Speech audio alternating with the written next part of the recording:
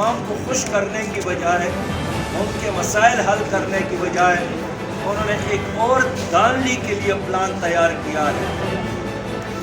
Election commission نے بھی اس پر اعتراضات کیے ہیں، اور الیکشن کمیشن نے بھی کہا ہے کہ موجودہ حکومت نے جو قوانین پاس کروائے ہیں یہ آئین پاکستان کے خلاف ہے۔ پاکستان میں اس وقت جو آئین نافذ ہے یہ اس کے سینس کے خلاف ہے۔ میں اس لیے کہنا چاہتا ہوں کہ پاکستان کے موجودہ جمہوری نظام کو بہتر بنانے کے لیے ایک ہی راستہ ہے کہ ایک شفاف الیکشن کے انعقاد کے لیے تمام سیاسی جماعتوں کو اعتماد میں لے کر نظام بنایا جائے۔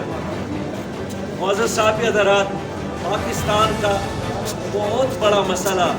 اس وقت یہی ہے کہ پاکستان کے لوگ محنت کرتے ہیں، پاکستان کے لوگ ایک محنتی قوم ہے،